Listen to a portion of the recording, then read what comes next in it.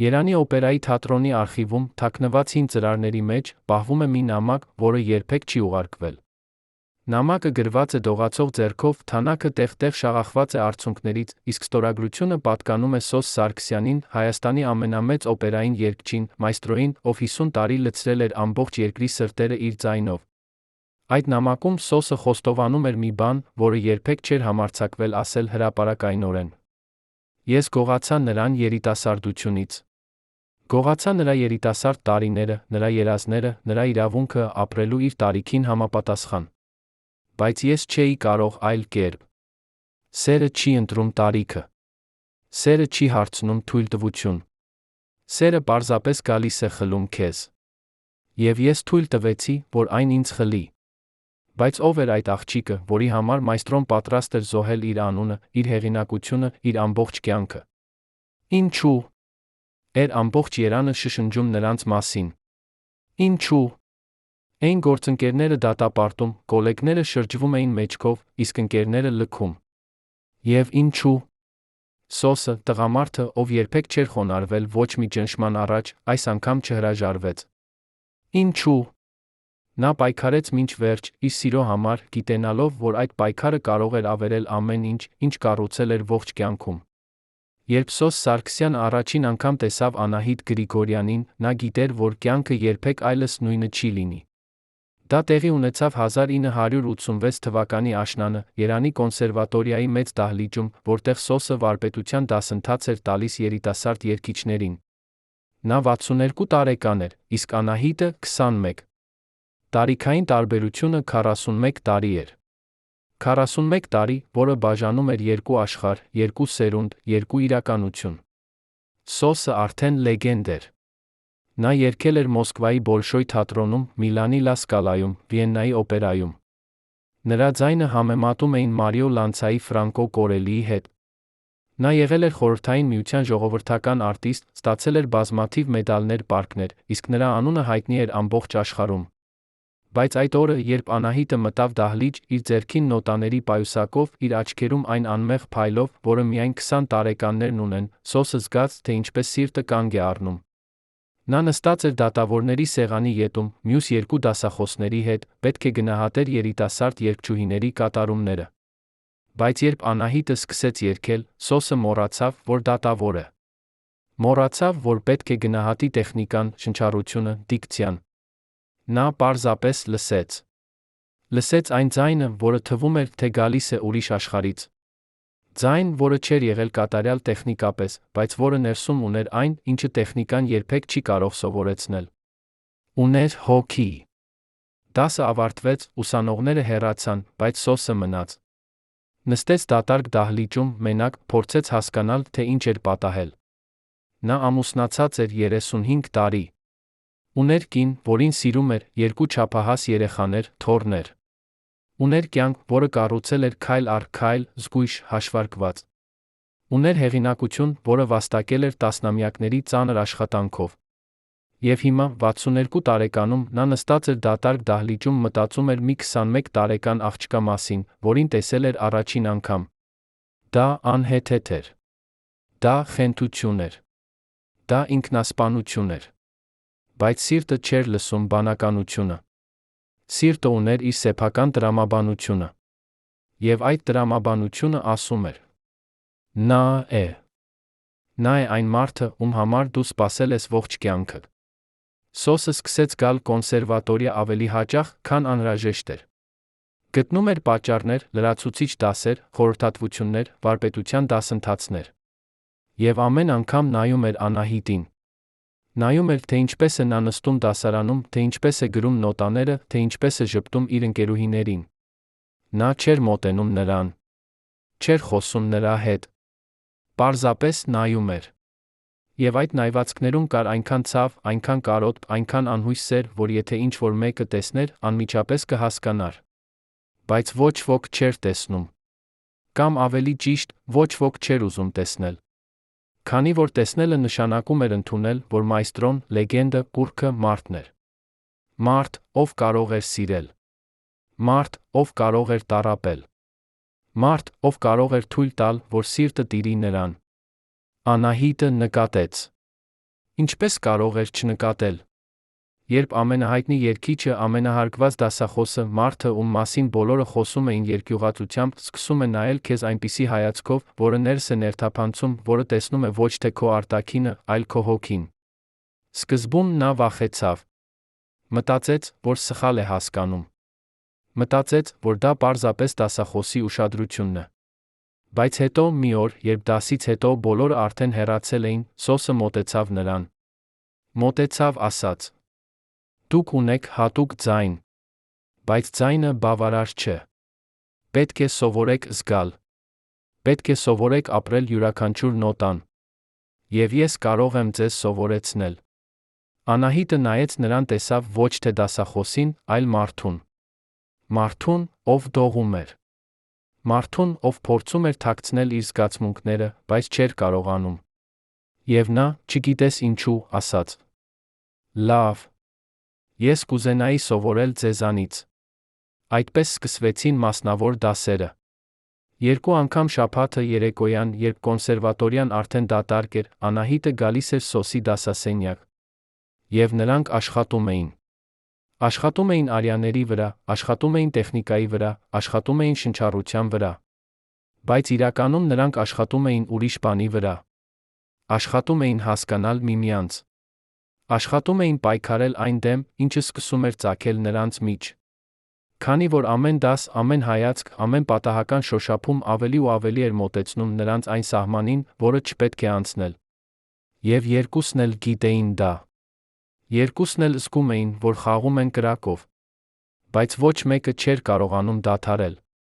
Երանը սկսեց խոսել։ Սկզբում դա շշուկներ էին։ Մարդիկ տեսնում էին, թե ինչպես է Սոսը մնում կոնսերվատորիայում ուշ երեկոյան։ Տեսնում էին, թե ինչպես է Անահիտը մտնում նրա դասասենյակ։ Եվ սկսում էին շշնջալ. «Տեսել ես, մայստրոն մասնավոր դասեր է տալիս այդ աղջկան»։ Ինչու՞։ Հենց նրան։ Նա նույնիսկ լավագույն ուսանողը չէ։ Լսել ես, նրանք մնում են միայն երկուսով, երբ բոլորը գնացել են։ Շշուկները տարածվեցին արագ, ինչպես հրդեհը չոր խոտի մեջ։ Եվ շուտով ամբողջ Երանը խոսում էր Սոս Սարգսյանի, Անահիտ Գրիգորյանի մասին։ Խոսում էին ատելությամբ, զզվանքով, դատապարտմամբ։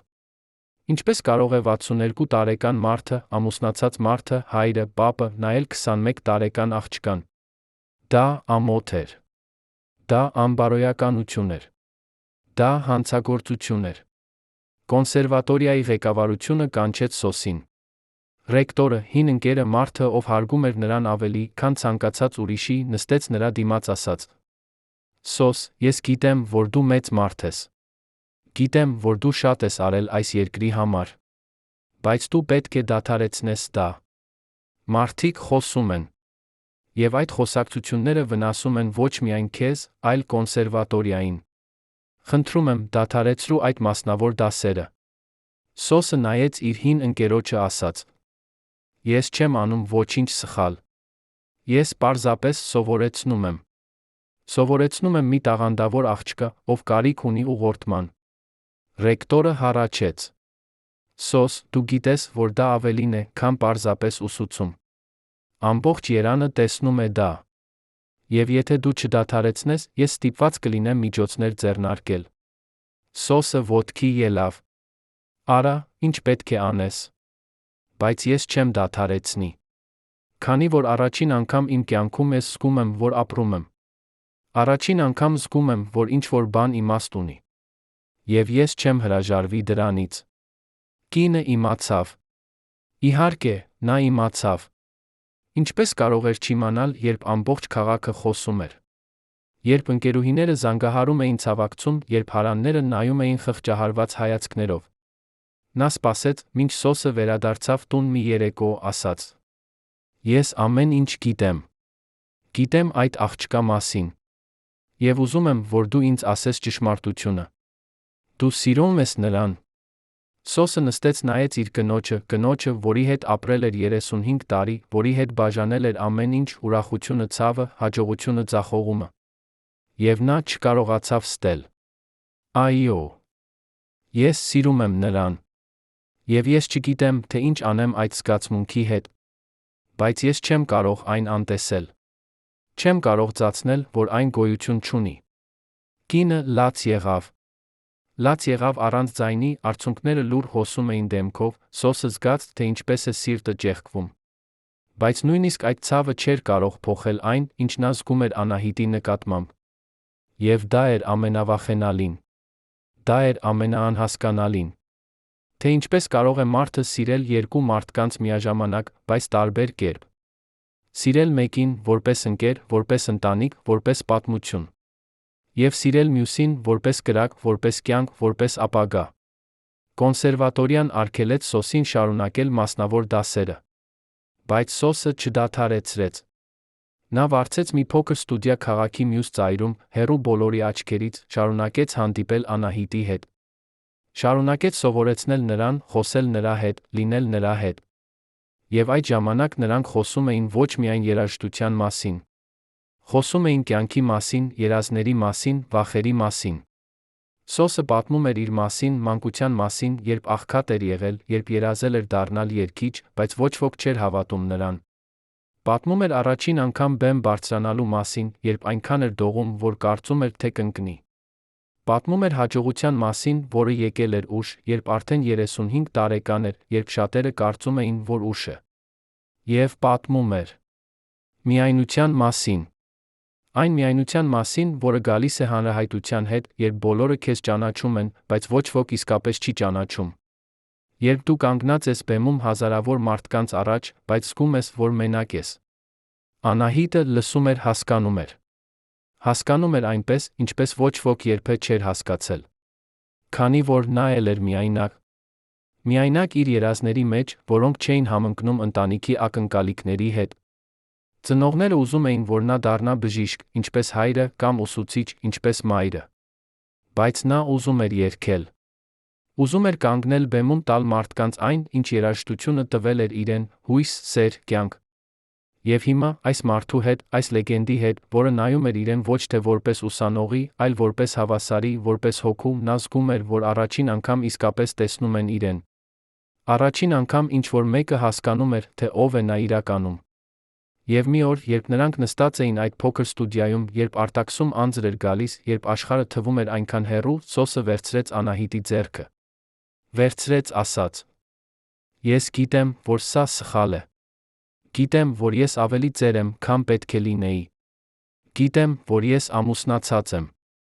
Գիտեմ, որ ամբողջ աշխարհը դեմ է մեզ։ Բայց ես չեմ կարող այլս ծածնել։ Չեմ կարող ծածնել, որ դու ինձ համար պարզապես ուսանող ես։ Քանի որ դու ավելին ես։ Դու այն ես, ինչի համար ես սպասել եմ ողջ կյանքս։ Եվ եթե դու ասես ոչ, ես կհասկանամ։ Կհեռանամ, երբեք չեմ անհանգստացնի քեզ։ Բայց եթե կա գոնե փոքրիկ հնարավորություն, որ դու զգում ես այն, ինչ ես զգում եմ, ապա ասա ինձ։ Ասա ինձ, մենք կգտնենք ճանապարհ։ Անահիտը նայեց նրան։ Նայեց այդ մարդուն, ով կարող էր լինել իր պապը, բայց ով նայում էր իրեն այնպիսի սիրով, որը նա երբեք չէր տեսել ոչ մի տղայի աչքերում։ Նայեց զգաց, թե ինչպես է սիրտը բաց լինում։ Եվ նա ասաց. Ես վախենում եմ։ Վախենում եմ այն բանից, ինչ մարդիկ կասեն։ Վախենում եմ, որ կվնասեմ քեզ։ Վախենում եմ, որ դա չի աշխատի։ Բայց ես նույնպես զգում եմ։ Զգում եմ այն, ինչ դու զգում ես։ Եվ չգիտեմ, թե ինչ անեմ այդ զգացմունքի հետ։ Սոսը մոտեցավ նրան։ Մոտեցավ առաջին անգամ շոշափեց նրա դեմքը։ Շոշափեց այնպես նուրբ, այնպես զգույշ, կարծես վախենում էր, որ նա կջարդվի։ Եվ ասաց. Մենք կգտնենք ճանապարհ։ Ես խոստանում եմ։ Ես չեմ թողնի, որ քեզ վնասեն։ Ես կպաշտպանեմ քեզ ամեն ինչից։ Նույնիսկ եթե դա նշանակում է պայքարել ամբողջ աշխարհի դեմ։ Բայց աշխարհը չէր պատրաստվում հանձնվել։ Երբ լուրը տարածվեց, որ Սոսը Անահիտը իսկապես հարաբերություններ ունեն, երբ մարդիկ տեսան նրանց միասին փողոցում, երբ ակնհայտ դարձավ, որ դա ավելին է, քան պարզապես ուսուցիչ-ուսանող հարաբերություններ, երանը պայթեց։ Գործընկերները, ովքեր տարիներ շարունակ աշխատել էին Սոսի հետ, շրջվեցին մեջքով։ Ասացին, որ նա ամոթ է բերել օպերային արվեստին։ Ասացին, որ նա օգտագործում է իր դիրքը, շահարկելու երիտասարդ աղջկա զգացմունքները։ Ասացին, որ նա հիվանդ է, որ նրան անհրաժեշտ է օգնություն։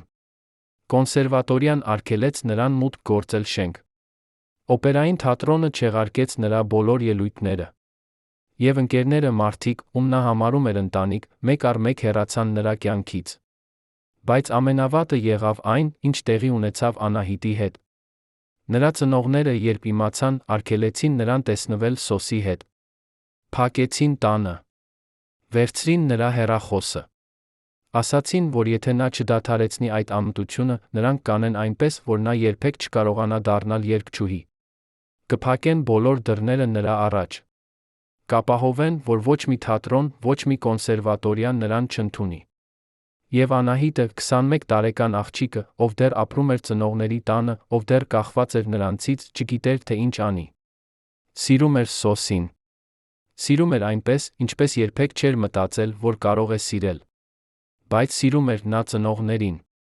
Եվ չէր ուզում ընտրել։ Չէր ուզում կորցնել ոչ մեկին։ Սոսը գիտեր, թե ինչ պետք է անի։ Գիտեր, որ եթե իսկապես սիրում է Անահիտին, պետք է նրան ազատ արձակի։ Պետք է հեռանա նրա կյանքից, թույլ տա, որ նա ապրի իր երիտասարդությունը, իր երազները, իր կյանքը։ Պետք է զոհաբերի իր երջանկությունը նրա ապագայի համար։ Եվ նա փորձեց։ Փորձեց հեռանալ։ Փորձեց չտեսնվել նրա հետ։ Փորձեց ապրել առանց նրա։ Բայց չկարողացավ։ Քանի որ առանց Անահիտի կյանքը կորցրել էր իմաստը։ Առանց նրա ամեն ինչ թվում էր մութ, դատարկ, անիմաստ։ Եվ նա հասկացավ, որ չի կարող հրաժարվել։ Չի կարող թողնել նրան։ Նույնիսկ եթե դա նշանակում էր կորցնել ամեն ինչ ուրիշ։ Եվ այդպես նա կանգնեց ամբողջ Երանի դեմ։ Կանգնեց, ասաց. Այո, ես սիրում եմ նրան։ Այո, նա ավելի երիտասարդ է, քան ես։ Այո, ես ամուսնացած եմ։ Բայց սերը չի ընտրում տարիքը։ Սերը չի հարցնում թույլտվություն։ Սերը պարզապես գալիս է։ Եվ երբ այն գալիս է, դու կարող ես կամ ընդունել այն, կամ ապրել սուտ։ Եվ ես ընտրել եմ ընդունել։ Ընտրել եմ ապրել ճշմարտությամբ, նույնիսկ եթե այդ ճշմարտությունը ցավոտ է։ Բայց Երանը չէր ուզում լսել։ Երանը ուզում էր դատապարտել։ Ուզում էր պատժել։ Ուզում էր ցույց տալ, որ այդպիսի սերը անթույլատրելի է։ Որ այդպիսի սերը մեղք է։ Որ այդպիսի սերը պետք է ոչնչացվի։ Բայց ինչու՞։ Ինչու՞։ Էր Երանը այդքան դաժան։ Ինչու՞։ Այն մարդիկ, ովքեր երբեք չէին տեսել Սոսին Անահիտին միասին, ովքեր չգիտեին նրանց պատմությունը, ովքեր չէին զգացել նրանց սերը, դատում նրանց։ Արդյոք դա էր նախանձը։ Նախանձը, որ ինչ-որ մեկը համարձակվեց ապրել այնպես, ինչպես իրենք երբեք չէին համարձակվի։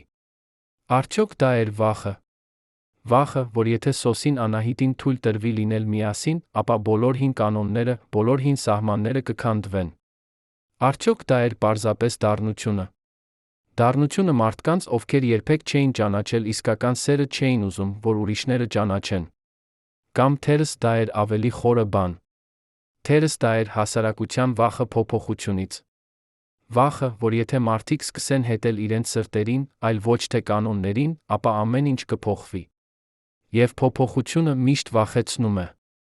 Բայց Սոսը չվախեցավ։ Նա արդեն կորցրել էր գործը, ընկերներին, հարգանքը։ Բայց չէր կորցրել Անահիտին։ Եվ քանի դեռ նա ուներ նրան, ուներ ամեն ինչ։ Եվ նա պատրաստ էր պայքարել։ Պատրաստ էր կանգնել ամբողջ աշխարհի դեմ։ Պատրաստ էր ապացուցել, որ նրանց սերը իսկական է։ Որ այն արժանի է պայքարի։ Որ այն արժանի է զոհողության։ Բայց արդյոք Անահիտը պատրաստ էր նույն զոհողությանը։ Արդյոք նա պատրաստ էր կորցնել ամեն ինչ, ընտանիքը, ապագան, երազները այս սիրո համար։ Արդյոք նա պատրաստ էր կանգնել Սոսի կողքին, երբ ամբողջ աշխարհը դեմ էր նրանց։ Սա էր հարցը, որը տանջում էր Սոսին ամեն գիշեր։ Սա էր վախը, որը չէր թողնում նրան քնել։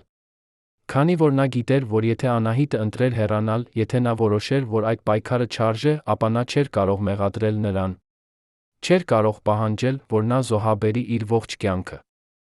Քանի որ նա սիրում էր նրան։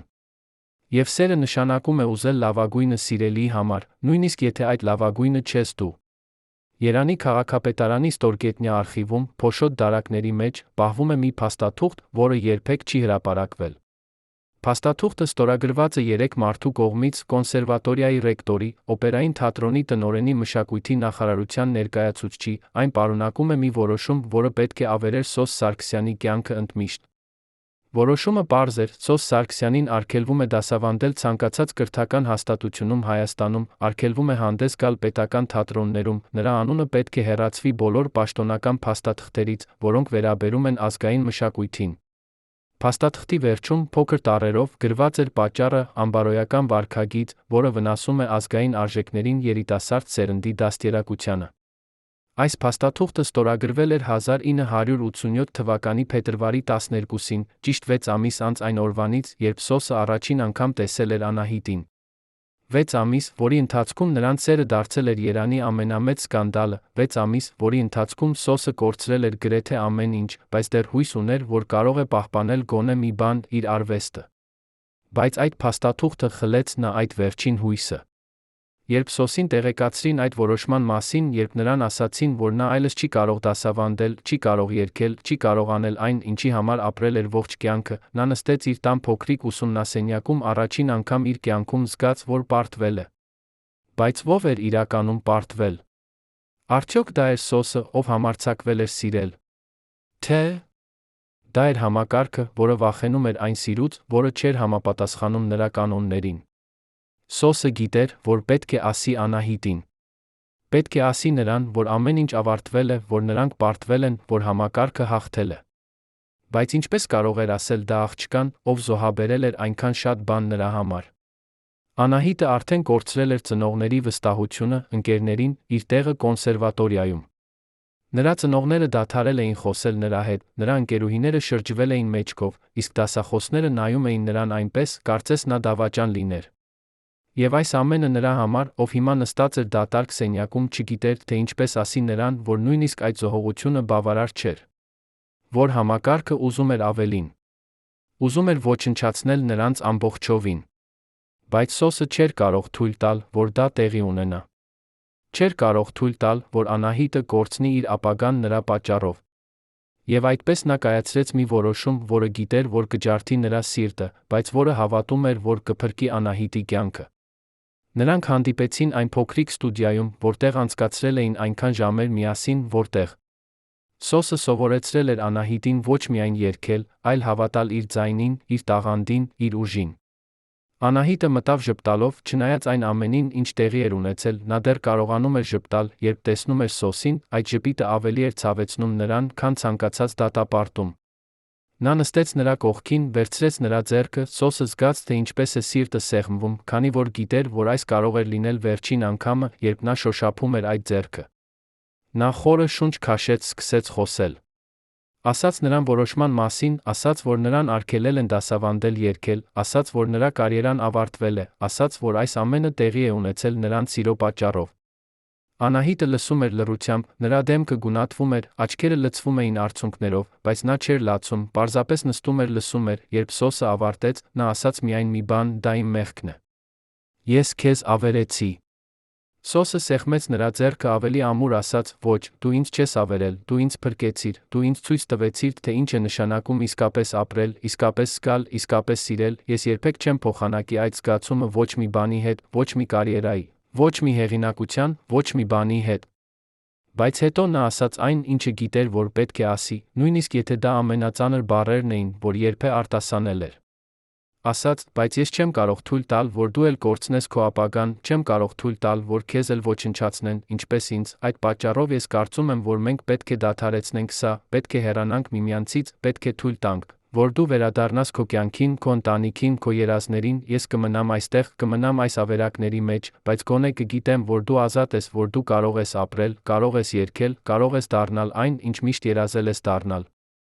Անահիտը նայեց նրան երկար, նայեց այնպիսի հայացքով, որը թափանցում էր ներս, որը տեսնում էր ամեն ինչ, ցավը, վախը, սերը, զոհողությունը, հետո նա ասաց, դու կարծում ես, որ ես կարող եմ պարզապես հեռանալ, կարծում ես, որ ես կարող եմ վերադառնալ իմ հին կյանքին, կարծում ես, որ ես կարող եմ ծածնել, թե այս ամենը երբեք չի եղել, բայց դու սխալվում ես, քանի որ ես չեմ կարող ապրել առանց քեզ, չեմ կարող երգել առանց քեզ, չեմ կարող լինել առանց քեզ։ Եթե դու կարծում ես, որ ինձ փրկելու միակ ճանապարհը քեզանից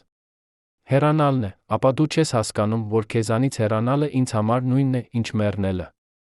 Նրա ձայնը դողում էր, բայց նրա աչքերում կար այնպիսի վճռականություն, որը Սոսը երբեք չէր տեսել։ Նա հասկացավ, որ այս աղջիկը, այս 21 տարեկան աղջիկը, ուժեղ էր, ավելի ուժեղ, քան նա երբեք կարող էր պատկերացնել։ Բայց ուժը միայն բավարար չէր։ Նրանք ապրում էին հասարակության մեջ, որը չէր ուզում ընդունել նրանց սերը, համակարգի մեջ, որը ուզում էր ոչնչացնել նրանց, նրանք պետք է որոշեին արդյոք պայքարելու, թե հանձնվելու։ Սոսը նայեց Անահիտին, տեսավ այն աղջկան, ով զոհաբերել էր ամեն ինչ նրա համար, հասկացավ, որ նա չէր կարող հանձնվել, չէր կարող թողնել, որ այդ զոհողությունը լինի զուր, այդպես նա ասաց. «Լավ, եթե դու պատրաստ ես պայքարել, ապա ես էլ պատրաստ եմ։ Պատրաստ եմ պայքարել մինչ վերջ, պատրաստ եմ կանգնել քեզ հետ ամբողջ աշխարհի դեմ, պատրաստ եմ ապացուցել, որ մեր սերը արժանի է պայքարի, բայց դու պետք է իմանաս, որ այդ պայքարը կլինի դժվար, կլինի ցավոտ, կլինի երկար, կարող է լինել, որ մենք երբեք չհաղթենք, բայց գոնե կպայքարենք, գոնե կփորձենք, գոնե չենք հանձնվի առանց պայքարի»։ Եվ այդպես նրանք որոշեցին պայքարել։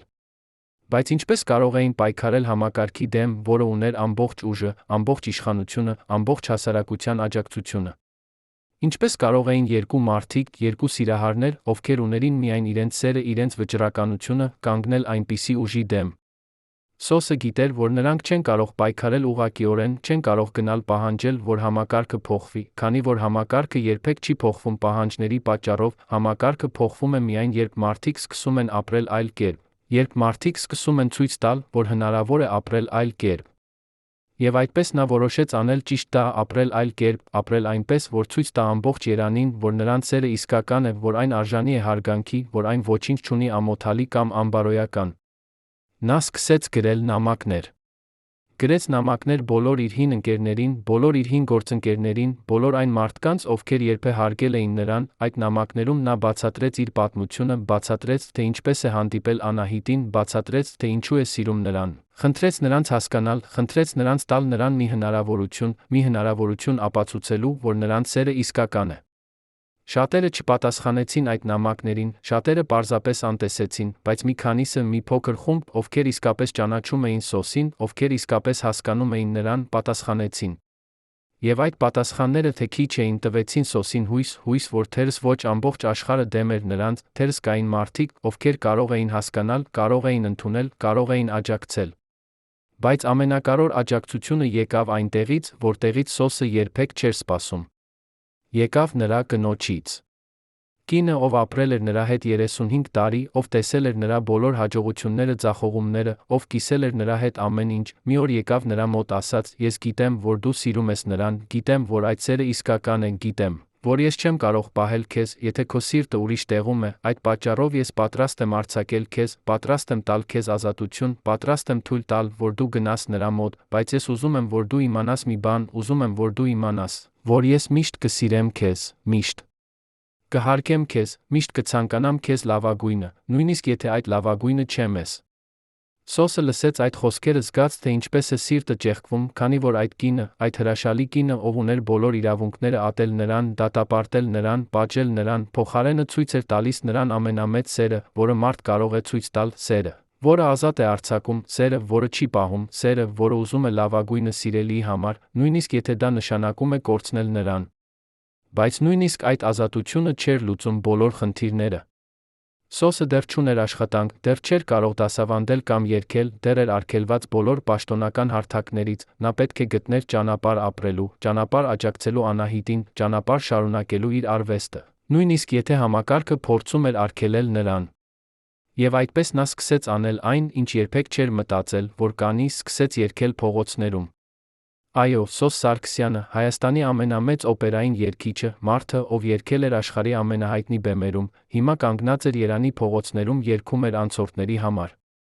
Սկզբում մարդիկ չէին հավատում իրենց աչքերին, մտածում էին, որ դա ինչ-որ նմանակ է, ինչ-որ մեկը, ով նման է Սոսին, բայց երբ նա սկսում էր երգել, երբ այդ ձայնը, այդ անհավանական ձայնը, որը անհնար է շփոթել ուրիշի հետ, լցնում էր փողոցը, նրանք հասկանում էին, որ դա իսկապես նա է, կանգ էին առնում, լսում էին, շատերը լացում էին, քանի որ տեսնում էին, թե ինչի է վերածվել նրանց հերոսը, տեսնում էին, թե ինչպես է համակարգը ջարդել նրան, բայց նա տեսնում էին, թե ինչպես է նա դեռ պայքարում, դեռ երգում, դեռ հավատում իր արվեստին։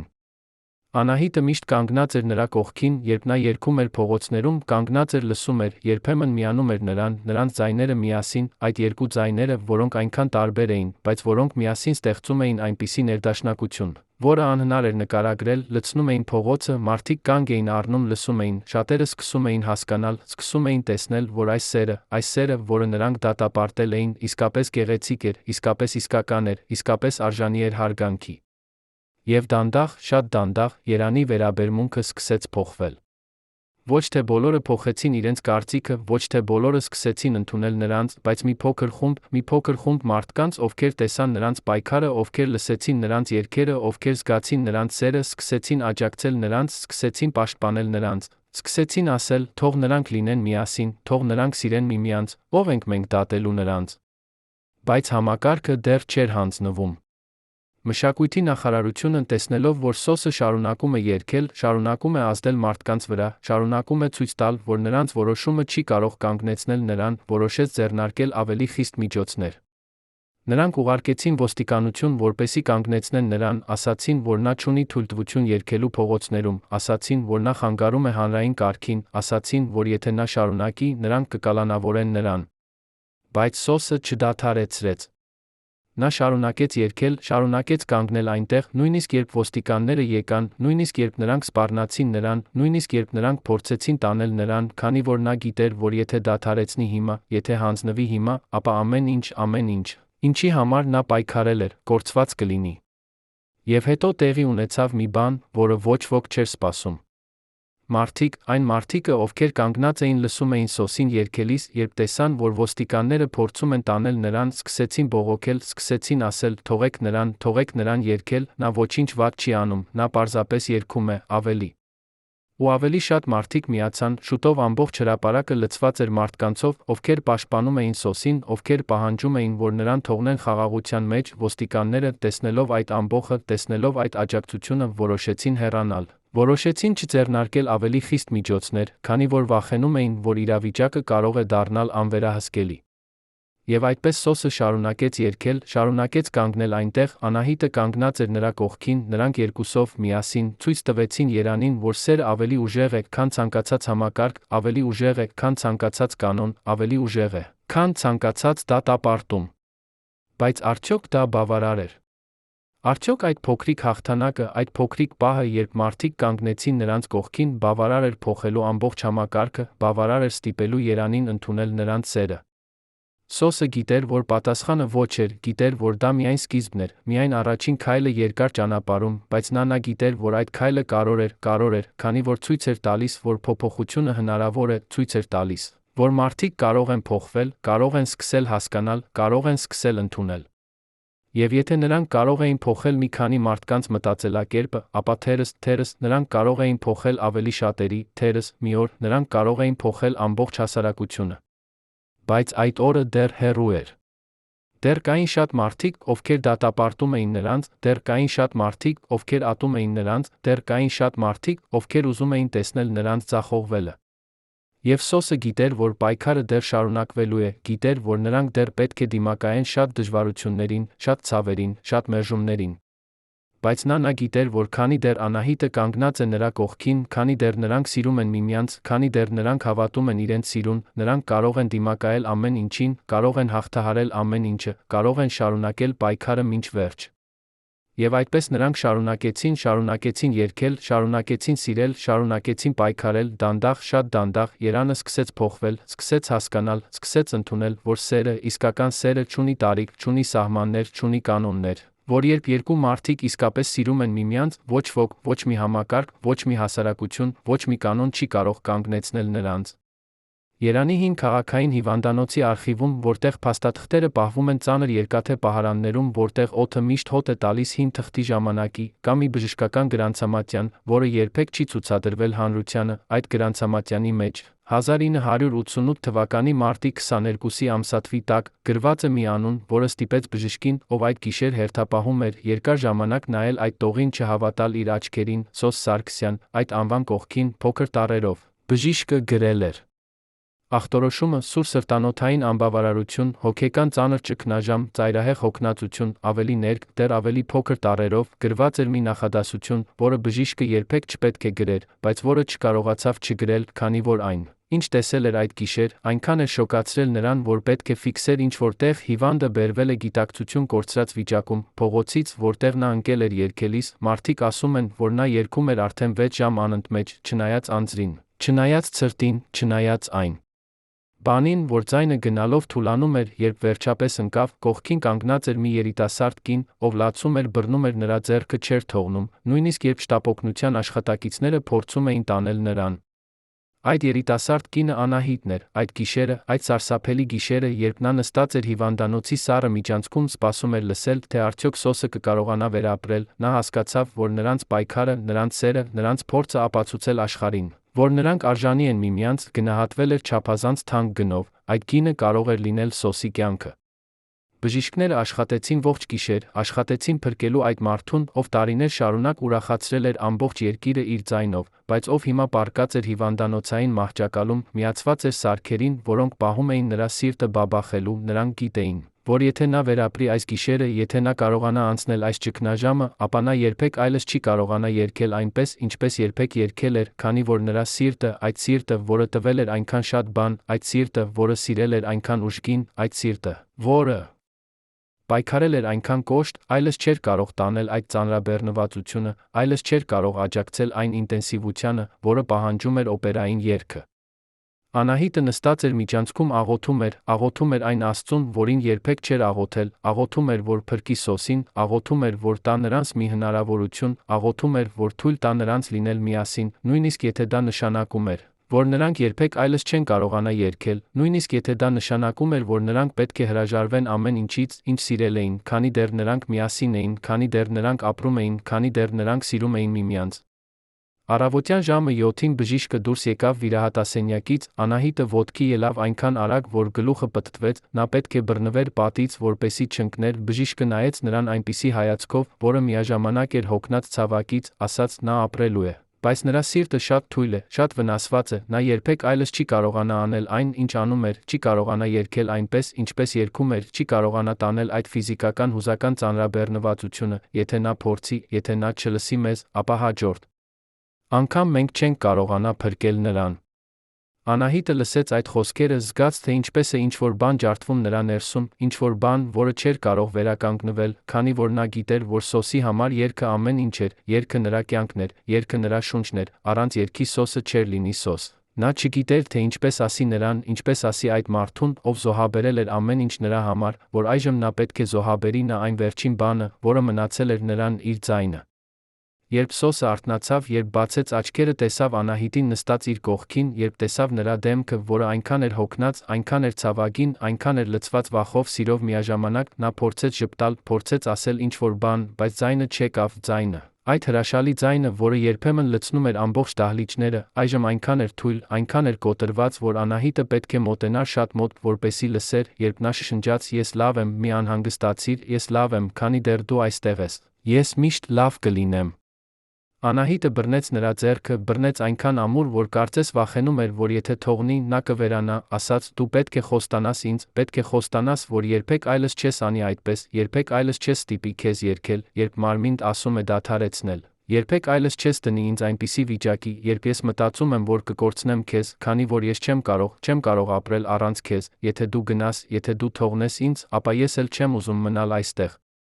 Սոսը նայեց նրան, նայեց այդ աղջկան, ով զոհաբերել էր ամեն ինչ նրա համար, հասկացավ, որ նա չէր կարող շարունակել այդպես, չէր կարող շարունակել դնել նրան այդպիսի ցավի մեջ, չէր կարող շարունակել ռիսկի ենթարկել իր կյանքը, քանի որ նրա կյանքը այլևս միայն իրենը չէր, այլ նա Անահիտինը, եթե նա մեռներ, եթե նա թողներ նրան, ապա նա կմեռցներ նա Անահիտին, դա էր ամենավատ բանը, որը նա կարող էր անել, ավելի վատ, քան ցանկացած ձախողում, ավելի վատ, քան ցանկացած մերժում, ավելի վատ, քան կորցնել իր ձայնը։ Եվ այդպես նա խոստացավ, որ երբեք այլևս չի ստիպի իրեն, խոստացավ, որ կլսի իր մարմինը, խոստացավ, որ կփնտրի այլ ճանապարհներ արվեստ անելու, այլ ճանապարհներ ապրելու, այլ ճանապարհներ սիրելու, ճանապարհներ, որոնք չեն սպառնա նրա կյանքին, չեն սպառնա նրանց ապագային, չեն սպառնա այն երջանկությանը, որը նրանք այնքան դժվարությամբ էին գտել։ Բայց երբ Սոսը դուրս եկավ հիվանդանոցից, երբ վերադարձավ իր փոքրիկ բնակարան, որտեղ այժմ ապրում էր միայն, քանի որ նրա կինը արդեն տեղափոխվել էր երեխաների մոտ, երբ նա նստեց իր հին դաշնամուրի առաջ, փորձեց երգել, փորձեց արտադրել այն ձայնը, որը երբեմն այնքան հեշտությամբ էր գալիս, նա հասկացավ, որ բժիշկները ճիշտ էին ասել, ձայնը այլս նույնը չէր, այլս չուներ այն ուժը, այն փայլը, այն կատարելությունը, որը նրան դարձրել էր լեգենդ, նա զգաց, թե ինչպես է ինչ-որ բան մեռնում նրա ներսում, ինչ-որ բան, որը եղել էր նրա ինքնության կենտրոնական մասը, նա չգիտեր, թե ինչպես ապրի առանց դրա, ինչպես լինի Սոս Սարգսյանը առանց այն ձայնի, որը դարձրել էր նրան Սոս Սարգսյանը։ Անահիտը, ով եկել էր նրա մոտ, նստել էր նրա կողքին, տեսավ այդ ցավը նրա աչքերում, տեսավ այդ կորուստը, ասաց. «Դու դեռ ունես ինձ, դեռ ունես մեր սերը, դեռ ունես այն ամենը, ինչը իսկապես կարող է, մենք կգտնենք նոր ճանապարհներ, կգտնենք նոր եղանակներ արվեստ անելու, կգտնենք նոր իմաստ մեր կյանքին, թերս, այդ նոր ճանապարհը կլինի նույնիսկ ավելի գեղեցիկ, քան հինը»։ Եվ նրանք փորձեցին գտնել այդ նոր ճանապարհը, Սոսը սկսեց դասավանդել մասնավոր կերպով, սկսեց վերցնել ուսանողներ իր տուն, թե նա այլս չէր կարող դասավանդել կոնսերվատորիայում, թե նա այլս չուներ պաշտոնական կարգավիճակ, նրա համբավը, նրա փորձը, նրա տաղանդը դեռ գրավում էին երիտասարդ երգիչներին, ովքեր ուզում էին սովորել նրանից, դանդաղ, շատ դանդաղ, նա սկսեց կառուցել նոր կյանք, որը չէր հիմնված փառքի ճանաչման վրա, այլ հիմնված էր սիրո ուսուցման վրա, թե այդ կյանքը շատ ավելի խոնարհ էր, շատ ավելի հանգիստ էր, քան այն, ինչ նա ունեցել էր, նա սկսեց հասկանալ, որ թերս դա էր այն, ինչ նա միշտ փնտրել էր, թերս դա էր այն իսկական երջանկությունը, որը նա երբեք չէր գտել բեմերում, հազարավոր մարդկանց ծափահարությունների մեջ, անվերջ շրջագայությունների ընթացքում։ Անահիտը շարունակեց իր ուսումը, բայց այժմ այլ կոնսերվատորիայում, այլ քաղաքում, որտեղ ոչ ոք չգիտեր նրա պատմությունը, որտեղ նա կարող էր սկսել նորից, թե դա նշանակում էր, որ նրանք պետք է լինեին բաժանված շաբաթվա մեծ մասը, թե դա նշանակում էր, որ նրանք կարող էին տեսնվել միայն շաբաթավերջերին, նրանք գիտեին, որ դա անհրաժեշտ էր, որպեսզի Անահիտը կարողանա ավարտել իր կրթությունը, կարողանա դառնալ այն երգչուհին, որը միշտ երազել էր դառնալ, Սոսը, թե սիրտը ցավում էր ամեն անգամ, երբ նա հեռանում էր, թե նա զգում էր այդ բաժանումը որպես ֆիզիկական ցավ, հասկանում էր, որ սերը երբեմն նշանակում է թողնել սիրելին ապրել իր սեփական կյանքը, հետապնդել իր սեփական երազները, նույնիսկ եթե դա նշանակում է լինել առանձին։ Եվ այդպես նրանք ապրեցին 2 տարի, 2 երկար տարի, երբ նրանք տեսնվում էին միայն շաբաթավերջերին, երբ նրանք խոսում էին հեռախոսով ամեն երեկո, երբ նրանք գրում էին միմյանց նամակներ, երկար, մանրամասն նամակներ, որոնք պատմում էին նրանց օրվա մասին, նրանց մտքերի մասին, նրանց զգացմունքների մասին, այդ նամակները, այդ թանկարժեք նամակները դարձան նրանց կապը, այն թելը, որը պահում էր նրանց միասին, երբ ամբողջ աշխարհը փորձում էր բաժանել նրանց։ Բայց հետո 1990 թվականի աշնանը, երբ Անահիտը վերջապես ավարտեց կոնսերվատորիան, երբ նա վերադարձավ Երևան իր դիպլոմով, իր երազանքներով, իր հույսերով, նրանք վերջապես կարողացան լինել միասին, վերջապես կարողացան սկսել այն կյանքը, որի համար այնքան երկար էին պայքարել, Սոսը, ով այժմ 66 տարեկան էր, բայց ով դեռ սիրում էր Անահիտին այնպես, ինչպես առաջին օրը, երբ տեսել էր նրան, հարցրեց, թե արդյոք նա կամենա ամուսնանալ իր հետ, Անահիտը, ով այժմ 25 տարեկան էր, ով անցել էր այնքան շատ բան, ով զոհաբերել էր այնքան շատ բան, ով սիրել էր այնքան խորը, ասաց այո առանց վարանելու, առանց մտածելու, առանց վախենալու, քանի որ նա գիտեր, որ այս մարդը, այս հրաշալի մարդը, ով սիրել էր նրան այնպես անվերապահորեն, ով պայքարել էր նրա համար այնպես անվախորեն, ով զոհաբերել էր ամեն ինչ նրա համար, արժանի էր նրա սիրուն, արժանի էր նրա կյանքին, արժանի էր նրա ապագային։ Նրանք ամուսնացան հանգիստ, առանց մեծ հանդիսության, առանց հյուրերի, միայն երկուսով մի փոքրիկ եկեղեցում լեռների մեջ, որտեղ ոչ ոք չէր ճանաչում նրանց, որտեղ նրանք կարող էին լինել պարզապես 2 մարդիկ, ովքեր սիրում էին միմյանց, երբ քահանան ասաց. «Դուք այժմ ամուսին կին եք», երբ Սոսը համբուրեց Անահիտին, երբ նրանք նայեցին միմյանց աչքերին, տեսան այնտեղ այն ամենը, ինչի համար պայքարել էին, այն ամենը, ինչ զոհաբերել էին, այն ամենը, ինչ հաղթահարել էին, նրանք երկուսն էլ լացեցին երջանկությունից։ Լացեցին թեթացումից, լացեցին այն գիտակցումից, որ վերջապես նրանք կարող էին լինել միասին, վերջապես կարող էին սկսել իրենց կյանքը որպես ամուսիններ, վերջապես կարող էին դադարեցնել պայքարը, սկսել ապրել։ Բայց արդյոք Երանը պատրաստ էր ընդունել նրանց, արդյոք այն հասարակությունը, որը այնքան դաժանորեն դատապարտել էր նրանց, այժմ պատրաստ էր տալ նրանց հանգստություն, պատրաստ էր թողնել նրանց ապրել իրենց կյանքը խաղաղության մեջ։ Պատասխանը եկավ դանդաղ, շատ դանդաղ, քանի որ հասարակությունը փոխվում է դանդաղ, շատ ավելի դանդաղ, քան մենք կցանկանայինք, բայց այն փոխվում է։ Սոսի ու Անահիտի պատմությունը, նրանց պայքարը, նրանց սերը դարձավ մի պատմություն, որը մարդիկ պատմում էին միմյանց, պատմություն, որը ոգեշնչում էր ուրիշներին, ովքեր էին սիրում այնպես, ինչպես հասարակությունը չէր հաստատում, ովքեր էին պայքարում համակարգի դեմ, ովքեր էին փնտրում իրենց ճանապարհը սիրո մեջ, դանդաղ, շատ դանդաղ, Երանը սկսեց փոխել իր վերաբերմունքը, սկսեց հասկանալ, որ սերը, իսկական սերը ավելի կարևոր է, քան տարիքը, ավելի կարևոր է, քան սովորույթները, ավելի կարևոր է, քան այն, ինչ մարդիկ կասեն։ Եվ մի օր, երբ Սոսը Անահիտը քայլում էին Երանի փողոցներով, ձեռք ձեռքի, երբ նրանք անցնում էին այն հրապարակով, որտեղ Սոսը երբեմն երգում էր փողոցում, երբ նրանք անցնում էին այն կոնսերվատորիայի կողքով, որտեղ ամեն ինչ սկսվել էր, մի ծեր կին, ով նստած էր նստարանին, կանչեց նրանց, կանչեց ասաց. «Սոս, Անահիտ, ես ուզում եմ ասել ձեզ, որ ես սխալվել եմ, մենք բոլորս սխալվել ենք, մենք դատապարտեցինք ձեզ, երբ պետք է աջակցեինք ձեզ, մենք շրջվեցինք մեջքով, երբ պետք է կանգնեինք ձեր կողքին։ Ես ուզում եմ ներողություն խնդրել այն ամենի համար, ինչ մենք ասացինք, այն ամենի համար, ինչ մենք արեցինք, ուզում եմ ասել ձեզ, որ ձեր սերը, ձեր պայքարը, ձեր վճռականությունը սովորեցրեց ինձ, սովորեցրեց մեզ բոլորիս, որ սերը ավելի ուժեղ է, քան ցանկացած կանոն, ավելի ուժեղ է, քան ցանկացած դատապարտում, որ երբ երկու մարդիկ իսկապես սիրում են միմյանց, ոչինչ չի կարող կանգնեցնել նրանց»։ Սոսը Անահիտը լսեցին այդ խոսքերը, զգացին, թե ինչպես է ինչ-որ բան բացվում նրանց սրտերում, ինչ-որ բան, որը եղել էր փակ այնքան երկար, ինչ-որ բան, որը եղել էր պաշտպանված այնքան ամուր, նրանք հասկացան, որ վերջապես, նրանց պայքարը չէր եղել զուր, վերջապես նրանց զոհողությունը ունեցել էր իմաստ, վերջապես նրանց սերը փոխել էր ինչ-որ բան, փոխել էր ոչ միայն իրենց սեփական կյանքը, այլ ուրիշների կյանքը, փոխել էր այն հասարակությունը, որը երբեմն այնքան դաժանորեն դատապարտել էր նրանց։ Եվ նրանք շնորհակալություն հայտնեցին այդ ծեր կնոջը, շնորհակալություն հայտնեցին նրա ազնվության համար, նրա խիզախության համար, նրա կարողության համար, ընդունելու, որ սխալվել է, շարունակեցին քայլել ձեռք ձեռքի, շարունակեցին քայլել դեպի իրենց ապագա, որը այժմ թվում էր ավելի պայծառ, ավելի հույսով լի, ավելի լիարժեք, քան երբևէ։ Բայց կյանքը երբեք չի դադարում նետել մարտահրավերներ, երբեք չի դադարում փորձել մեզ։ Սոսի ու Անահիտի համար մարտահրավերը եկավ այն ծով, որը նրանք երբեք չէին սպասում, եկավ այն ծով, որը փորձեց նրանց սերը վերջին անգամ, փորձեց տեսնել, թե արդյոք այն իսկապես այնքան ուժեղ էր, որքան նրանք հավատում էին, որ այն է։ 1994 թվականին, երբ Սոսը արդեն 70 տարեկան էր, երբ նրա առողջությունը սկսել էր վատանալ, երբ բժիշկները ասում էին, որ նրա սիրտը, այդ թույլ սիրտը, որը արդեն մի անգամ գրեթե դադարել էր բաբախել, այժմ դարձյալ վտանգի մեջ էր, Անահիտը կանգնեց առաջ մի ընտրության, որը ոչ մի կին երբեք չպետք է անի, բայց որը կյանքը երբեմն ստիպում է մեզ անել։ Բժիշկները ասացին նրան, որ Սոսին անհրաժեշտ է հատուկ խնամք, անհրաժեշտ է մշտական վերահսկողություն, անհրաժեշտ է ինչ-որ մեկը, ով կլինի նրա հետ 24 ժամ օրը, Անահիտը, ով այդ ժամանակ արդեն սկսել էր իր սեփական կարիերան որպես երգչուհի, ով արդեն ստացել էր առաջարկներ երգել տարբեր թատրոններում, ով արդեն սկսել էր իրականացնել այն երազները, որոնց համար այնքան երկար էր պայքարել, պետք է որոշեր արդյոք շարունակել իր կարիերան, թե մնալ տանը խնամել Սոսին։ Եվ նա ընտրեց Սոսին, ընտրեց առանց վարանելու, առանց փոշմանելու, առանց նույնիսկ մտածելու, թե ինչ է կորցնում, քանի որ նա գիտեր, որ Սոսը զոհաբերել էր ամեն ինչ նրա համար, զոհաբերել էր իր կարիերան, իր հեղինակությունը, իր առողջությունը։ Հիմա եկել էր նրա հերթը զոհաբերել, եկել էր նրա հերթը ցույց տալ, որ սերը ոչ միայն գեղեցիկ խոսքեր են, ոչ միայն հուզական պահեր են, այլ նա զոհողություն է, նա խնամք է, նա լինել այնտեղ, երբ սիրելիդ ամենաշատն է կարիքը քեզ, նույնիսկ եթե դա նշանակում է հրաժարվել քո սեփական երազներից։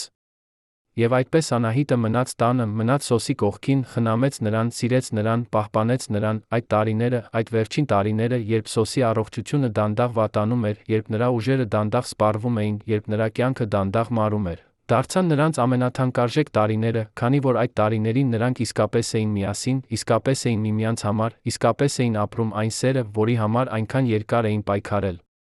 Եվ երբ Սոսը վերջապես հեռացավ, երբ նրա սիրտը վերջապես դադարեցրեց բաբախել, երբ նրա շունչը վերջապես դադարեցավ, Անահիտը նստեց նրա կողքին, բռնեց նրա ձեռքը, այդ ձեռքը, որը երբեմն բռնել էր նրա ձեռքը այնքան ամուր, այդ ձեռքը, որը երբեմն շոշափել էր նրա դեմքը այնքան նուրբ, այդ ձեռքը, որը երբեմն գրել էր նրան այնքան գեղեցիկ նամակներ, նա չլաց, չբողոքեց, չհարցրեց, թե ինչու, քանի որ նա գիտեր, որ Սոսը ապրել էր լիարժեք կյանք, ապրել էր կյանք, որը լցված էր սիրով, լցված էր արվեստով, լցված էր պայքարով, լցված էր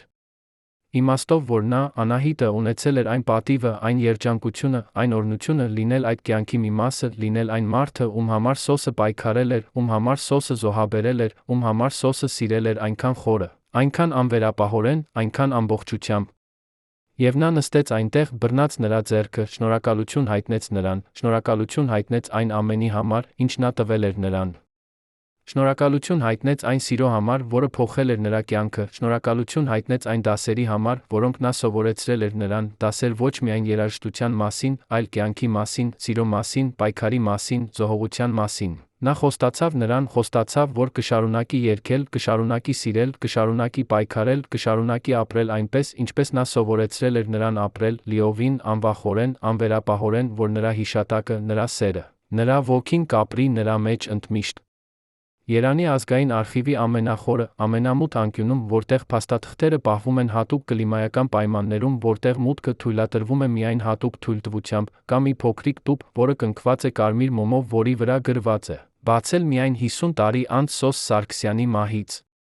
Այդ տուփի մեջ պահվում է մի վերջին նամակ, որը Սոսը գրել էր Անահիտին իր կյանքի վերջին ամիսներին, երբ արդեն գիտեր, որ ժամանակը սպառվում է, երբ արդեն զգում էր, թե ինչպես է մարմինը դանդաղ հրաժարվում, բայց երբ դեռ ուներ բավականաչափ ուժ, վերցնելու գրիչը գրելու այն խոսքերը, որոնք ուզում էր, որ Անահիտը կարդա, երբ նա այլս չի լինի։ Նամակը սկսվում էր այսպես. Իմ սիրելի Անահիտ, երբ դու կկարդաս այս տողերը, ես արդեն կլինեմ հեռացել, բայց ուզում եմ, որ դու իմանաս, որ ամեն մի օր, որը ես ապրեցի քեզ հետ, արժեր էր ամեն մի ցավին, ամեն մի զոհողությանը, ամեն մի պայքարին, որը մենք մղեցինք, եթե ինձ տրվեր հնարավորություն վերադառնալ ժամանակում ընտրել նորից, ես կընտրեի նույն ճանապարհը, կընտրեի նույն սերը, կընտրեի քեզ, միշտ քեզ, միայն քեզ։ Բայց այդ նամակում կար նա մի խոստովանություն, որը Սոսը երբեք չէր համարձակվել ասել բարձրաձայն, մի խոստովանություն, որը բացատրում էր ամեն ինչ, ամբողջ պայքարը, ամբողջ զոհողությունը, ամբողջ այն անսասան սերը, որը նա զգացել էր Անահիտի նկատմամբ։ Նա գրել էր. Ես գիտեմ, որ մարդիկ ասում էին, որ ես գողացել եմ քո երիտասարդությունը, թերս նրանք ճիշտ էին, թերս ես իսկապես գողացել եմ այն տարիները, երբ դու կարող էիր լինել ազատ, կարող էիր սիրել քո տարիքի մարդկանց, կարող էիր ապրել այն կյանքը, որը հասարակությունը սպասում էր քեզանից, բայց ես չէի կարող այլ կերպ, քանի որ երբ տեսա քեզ, երբ առաջին անգամ լսեցի քո ձայնը, ես տեսա ոչ թե ուսանող, ոչ թե երիտասարդ աղջիկ, այլ տեսա իմ հոգու կեսը, տեսա այն մարդուն, ում համար ես փնտրել էի ողջ կյանքս, ես չէի կարող թողնել քեզ, չէի կարող թույլ տալ, որ դու անցնես իմ կյանքով առանց փորձելու, առանց պայքարելու, առանց ցույց տալու քեզ, թե որքան ես սիրում եմ քեզ։ Այդ նամակը երբեք չի բացվել դեռ, քանի որ 50 տարին դեռ չի լրացել, բայց Անահիտը գիտի, որ այն գոյություն ունի, գիտի, որ մի օր, երբ նա այլս չի լինի, երբ նրանց պատմությունը կդառնա պատմություն, որը պատմում են թոռները իրենց թոռներին, այդ նամակը կբացվի, աշխարհը կիմանա ամբողջ ճշմարտությունը, կիմանա, թե ինչպիսի սեր էր այն, որը կապում էր Սոսին Անահիտին, կիմանա, թե ինչու նրանք պայքարեցին այնքան կոշտ, զոհաբերեցին այնքան շատ, սիրեցին այնքան խորը։ Բայց մինչ այդ օրը գալիս է, Անահիտը ապրում է իր կյանքը, ապրում է այն կյանքը, որը Սոսը ցանկանում էր, որ նա ապրի, կյանք, որը լիքն է երաժշտությամբ, լիքն է սիրով, լիքն է հիշողություններով, ամեն անգամ, երբ նա բարձրանում է բեմ, ամեն անգամ, երբ սկսում է երգել, նա զգում է Սոսի ներկայությունը, զգում է նրա ձեռքը իր ուսին, զգում է նրա ձայնը իր ականջում, որը շշնջում է. երգիր, իմ սիրելիս, երգիր այնպես, ինչպես ես սովորեցրի քեզ, երգիր ամբողջ սրտով, ամբողջ հոգով, ամբողջ էությամբ, թող քո ձայնը հասնի այն մարդկանց, ովքեր կարիք ունեն լսելու, ովքեր կարիք ունեն հավատալու, ովքեր կարիք ունեն իմանալու, որ սերը, իսկական սերը, հնարավոր է նույնիսկ այս դաժան աշխարհում։ 1996 թվականին, 2 տարի անց Սոսի մահից, Անահիտը ստացավ հրավեր երգել Երանի օպերային թատրոնում, այն թատրոնում, որը երբեմն արգելել էր Սոսին մուտք գործել, այն թատրոնում, որը երբեմն դարձել էր նրանց պայքարի խորհրդանիշը։ Սկզբում Անահիտը ուզում էր մերժել, ուզում էր ասել, որ չի կարող երգել այնտեղ, որտեղ Սոսին այդքան վիրավորեցին, բայց հետո հիշեց Սոսի խոսքերը, հիշեց, թե ինչպես էր նա միշտ ասում, արվեստը ավելի ուժեղ է, քան ցանկացած վրեժխնդրություն, ավելի ուժեղ է, քան ցանկացած դառնություն, եթե մենք ուզում ենք փոխել աշխարհը, մենք պետք է անենք դա ոչ թե մերժելով, այլ ընդունելով, ոչ թե պայքարելով, այլ սիրելով, ոչ թե փակելով դռները, այլ բացելով դրանք։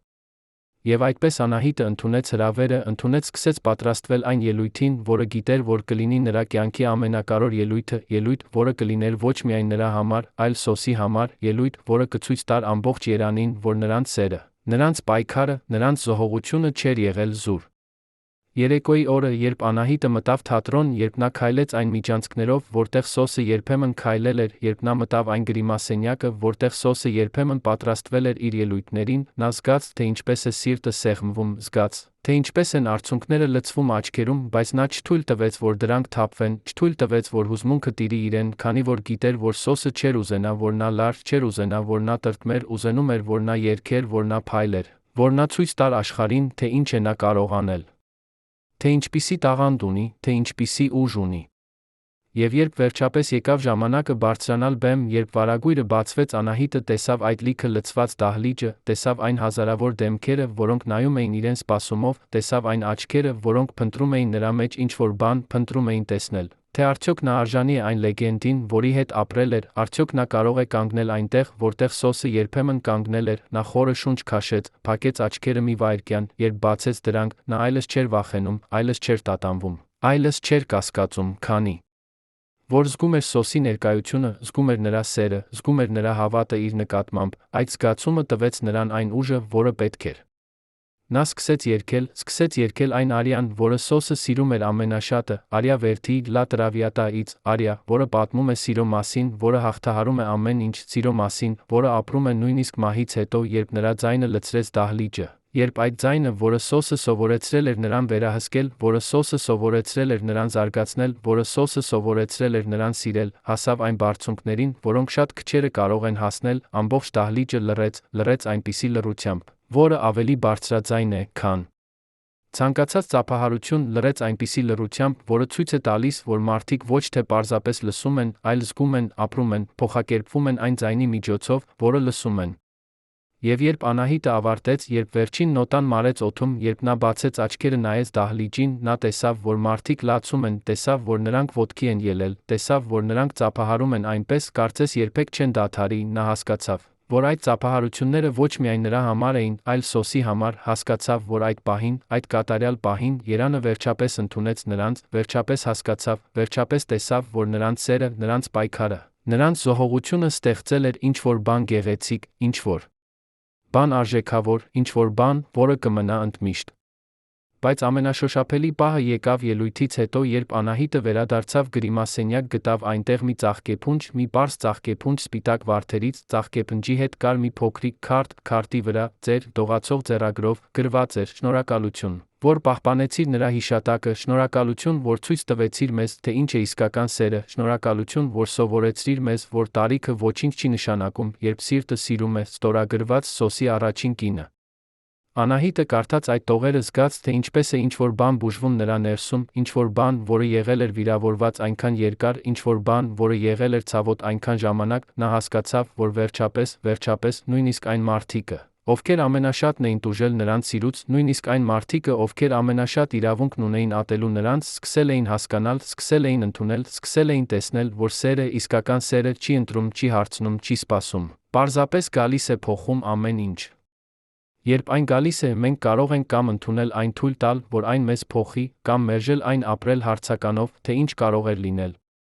Անահիտը վերցրեց այդ ծաղկեփունջը, վերցրեց, տարավ այն Սոսի գերեզման, այն գերեզման, որը գտնվում էր Կոմիտասի Պանթեոնում, այնտեղ, որտեղ հանգչում են Հայաստանի ամենամեծ արվեստագետները, նա դրեց այդ ծաղիկները գերեզմանի վրա, դրեց, նստեց այնտեղ, նստեց, սկսեց խոսել Սոսի հետ, խոսել այնպես, ինչպես միշտ խոսում էր նրա հետ, երբ նա դեռ ապրում էր, խոսել իր մասին, իր զգացմունքների մասին, իր երազների մասին, իր վախերի մասին, նա պատմեց նրան այն ելույթի մասին, պատմեց, թե ինչպես էր երգել, պատմեց, թե ինչպես էին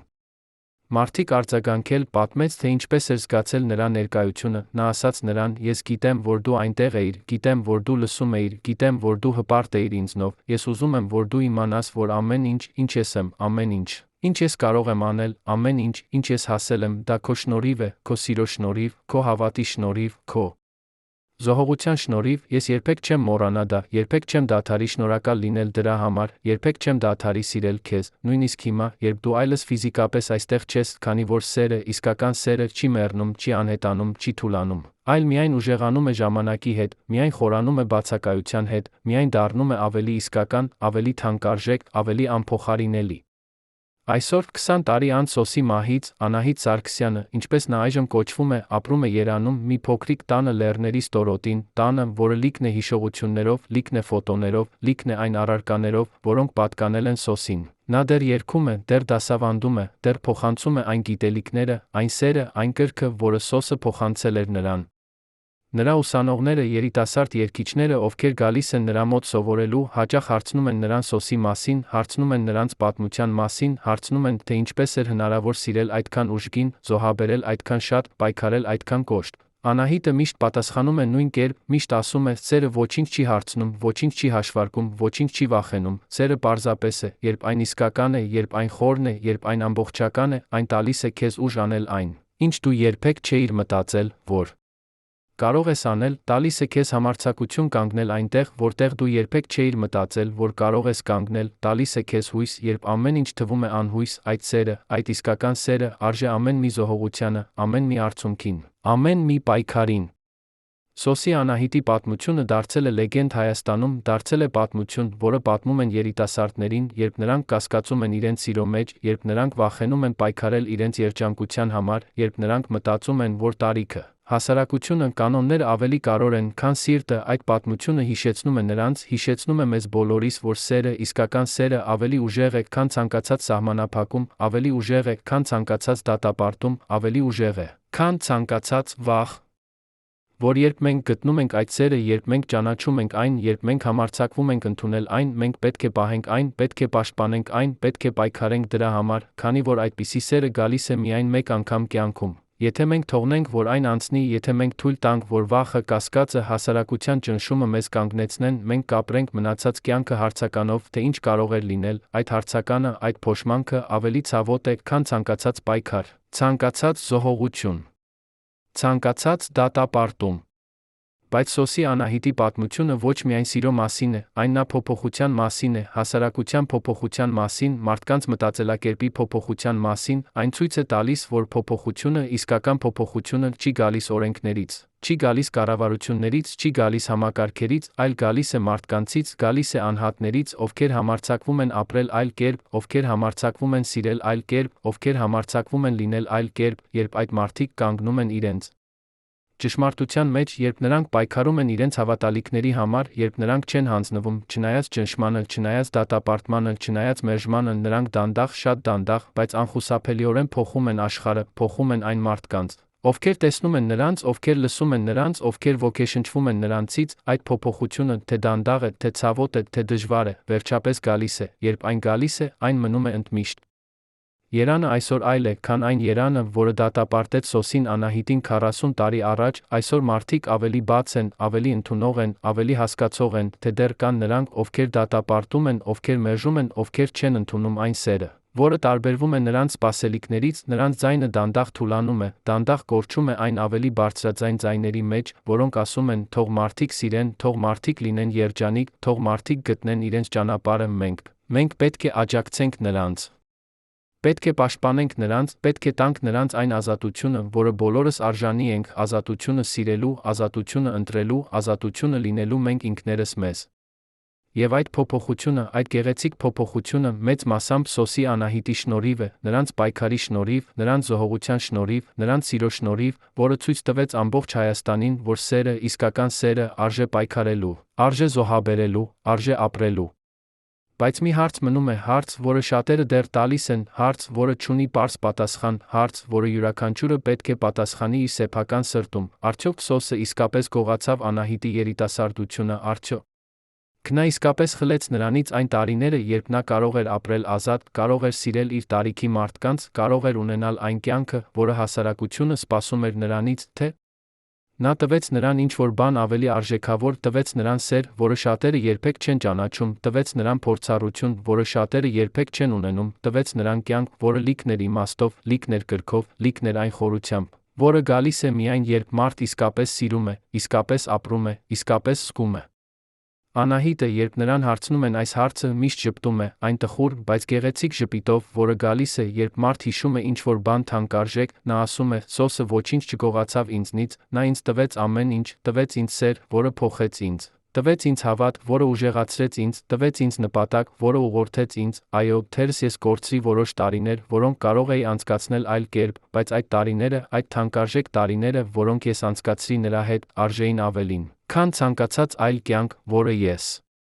կարող էի ունենալ, ես երբեք չեմ փոշմանի, երբեք չեմ մտածի, թե ինչ կարող էր լինել, քանի որ ես գիտեմ, թե ինչ եղավ, ինչ եղավ, այն սերը, որը մենք կիսեցինք, այն կյանքը, որը մենք ապրեցինք, այն պայքարը, որը մենք մղեցինք, դա էր ամենագեղեցիկ, ամենաիսկական, ամենաարժեքավոր բանը, որը ես երբեք ունեցել եմ, ես շնորհակալ եմ ամեն մի օրվա համար, ամեն մի պահի համար, ամեն մի հիշողության համար։ Եվ թերս դա է պատասխանը, թերս դա է այն, ինչ մենք բոլորս պետք է հիշենք, երբ դատում ենք ուրիշների սերը, երբ հարցականի տակ ենք դնում ուրիշների ընտրությունները, երբ փորձում ենք պարտադրել մեր սեփական արժեքները, մեր սեփական սպասելիքները, մեր սեփական վախերը ուրիշների վրա, թերս մենք պետք է դադարենք հարցնենք մեզ, ով ենք մենք դատելու, ով ենք մենք ասելու, թե ինչ է ճիշտ, ինչ է սխալ, ով ենք մենք որոշելու, թե ինչպես պետք է ուրիշները ապրեն իրենց կյանքը, սիրեն իրենց սերը, հետապնդեն իրենց երջանկությունը։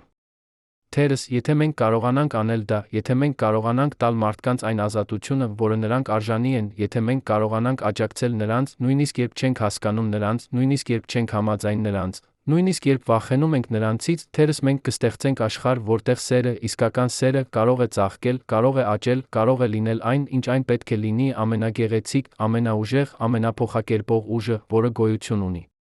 Ընկերներ, ինչպես եք դուք տեսնում Սոս Սարգսյանի Անահիտ Գրիգորյանի պատմությունը։ Կարծում եք, Սոսը գողացավ Անահիտի երիտասարդությունը, թե տվեց նրան ինչ-որ բան ավելի արժեքավոր։ Համաձայն եք, որ սերը չունի տարիք, թե կարծում եք, որ տարիքային տարբերությունը կարևոր է։ Եվ ինչ կասեիք, եթե ձեր սիրելի մարդը, ձեր դուստրը, ձեր քույրը, ձեր ընկերուհին սիրահարվեր մեկին, ով շատ ավելի մեծ կամ շատ ավելի փոքր է նրանից։ Կաջակցեիք նրան, թե կփորձեիք կանգնեցնել։ Գրեք ձեր մտքերը մեկնաբանություններում, մեզ համար կարևոր է իմանալ ձեր կարծիքը։ Հիշում եք Սոս Սարգսյանին ձեր քաղաքում, ձեր երիտասարդության մեջ։ Եղել է նա ձեզ համար հերոս, թե պարզապես մի արտիստ, ով վճարեց իր ընտրության գինը։ Սեղմեք լայք, եթե այս պատմությունը դիպավ ձեր սրտին, բաժանորդագրվեք մեր ալիքին, որպեսզի մենք շարունակենք միասին բացահայտել ճշմարտությունը այն մարդկանց մասին, ովքեր ոգեշնչեցին մեզ, բայց ովքեր նա տառապեցին լռության մեջ։ Ձեր կարծիքը կարևոր է մեզ համար։ Շնորհակալություն, որ մեզ հետ էիք մինչ վերջ։